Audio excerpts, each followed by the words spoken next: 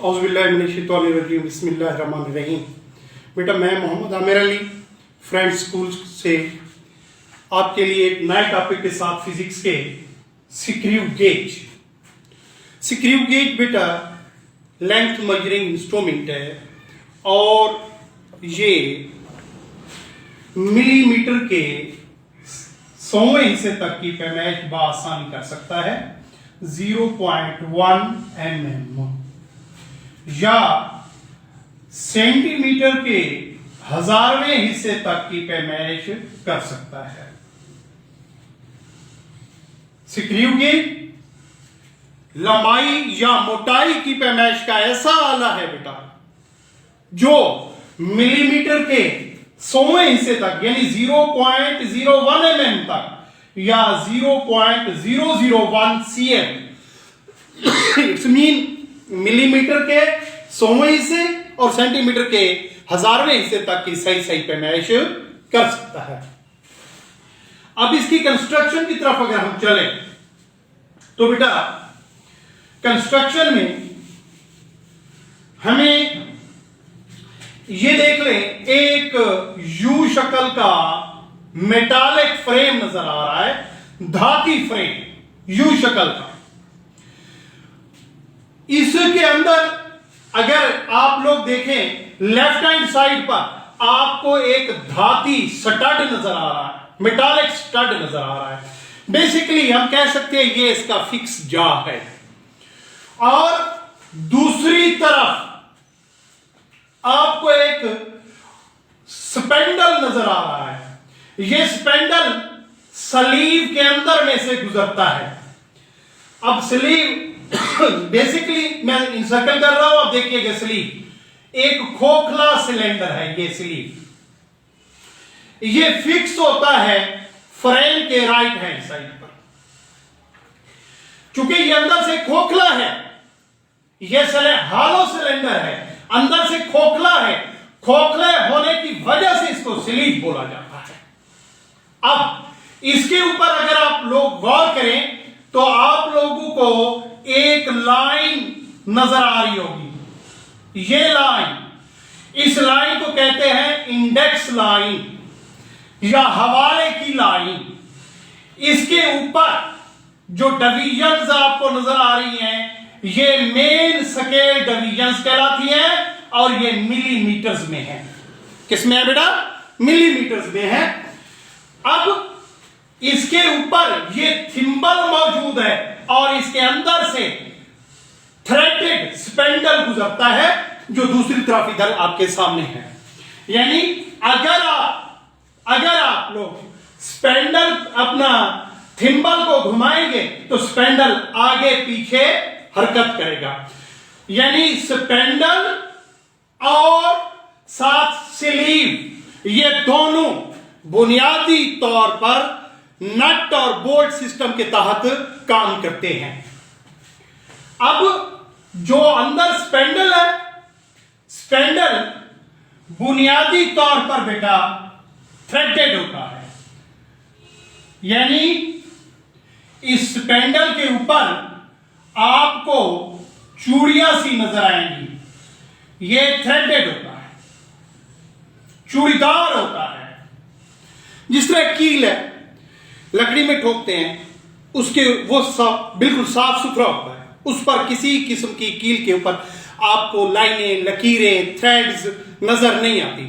दूसरा स्क्रू होता है जिसको पेचकस से कसा जाता है। स्क्रू के ऊपर आपको थ्रेड्स नजर आती हैं, चूड़ियां नजर आती है। तो ये जो स्पेंडल है ये चूड़ीदार होता है, आगे पीछे आसानी से हरकत कर सकता है। तो मैं जैसे अभी बता चुका हूं कि स्लीव के ऊपर मेन स्केल होता है। अब स्लीव के ऊपर जो थिम्बल है, थिम्बल का जो लेफ्ट हैंड साइड वाला पोर्शन है, इसके ऊपर एक सर्कुलर स्केल होता है।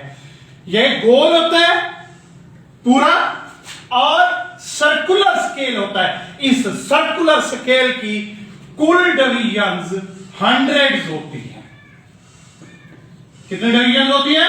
100 डिवीजन्स। और बेटा ये जो 100 डिवीजन्स हैं ये दरअसल 1 मिलीमीटर के बराबर होती है। सर्कुलर स्केल की 100 डिवीजन्स दरअसल 1 मिलीमीटर के बराबर होती है। मेरे कहने का मकसद यह है कि सर्कुलर स्केल जब एक चक्कर मुकम्मल कर लेता है, मुकम्मल घूम लेता है, दरअसल वो 1 मिलीमीटर का फासला इस स्पेंडल के ऊपर तय कर लेता है। यानी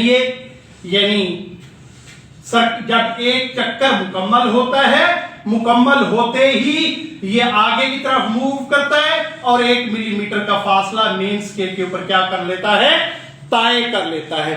तो यूं हम कह सकते हैं कि मैं अगर इसका आप लोगों को एक वाज़ेह इमेज दिखाना चाहूं, मिसाल के तौर पर कि मेरे पास ये 2 थ्रेड्स हैं, फर्ज करें इन 2 थ्रेड्स का जो दरमियानी फासला है,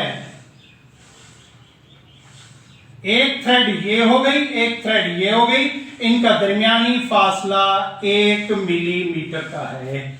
दोनों थ्रेड्स का दरमियानी फासला 1 मिलीमीटर का है, जो कि स्क्रू गेज की पिच कहलाता है। क्या कहलाता है? ये 1 मिलीमीटर कहलाता है, पिच ऑफ स्क्रू गेज।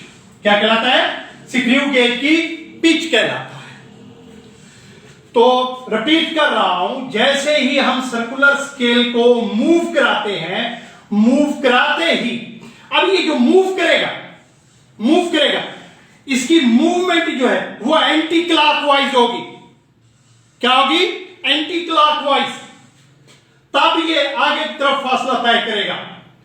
यानी घड़ी अगर देख ले 12, 3, 6, 9, अमूमन घड़ी की जो सुई है वो 12 से 3 की तरफ मूव करती है, ये क्लॉकवाइज है। लेकिन हमने इसके दरमियान जब कोई चीज रखेंगे, इसको एंटी क्लॉकवाइज मूव कराएंगे। जब एंटी क्लॉकवाइज, ये मेरा हाथ देख ले, राइट हैंड है, एंटी क्लॉकवाइज, हमारी उंगलियों का मुड़ना 12 से 9 की तरफ है, ये एंटी क्लॉकवाइज है। अब इसी चीज को मैं इधर ले आता हूं तो थंब साइन को देख ले, थंब क्या है? आगे की तरफ इंडिकेशन दे रहा है। यानी जब सर्कुलर स्केल एंटी क्लॉकवाइज घूमेगा तो ये आगे की तरफ 1 मिलीमीटर का फासला तय कर लेगा। तो ये एक पिच तय कर लेगा। क्या तय कर लेगा? एक पिच तय कर लेगा, एक पिच का फासला तय कर लेगा। तो पिच क्या हुई? पिच है basically a distance between 2 consecutive threads. A distance between 2 consecutive threads is called pitch of screw gauge, which is equal to 1 millimeter. Spindle के ऊपर, ये जो स्पेंडल है, ये वाला स्पेंडल है, इसके ऊपर 2 consecutive, 2 मुत्तसिल चूड़ियों का दरमियानी फासला पिच कहलाता है, जो कि 1 मिलीमीटर है।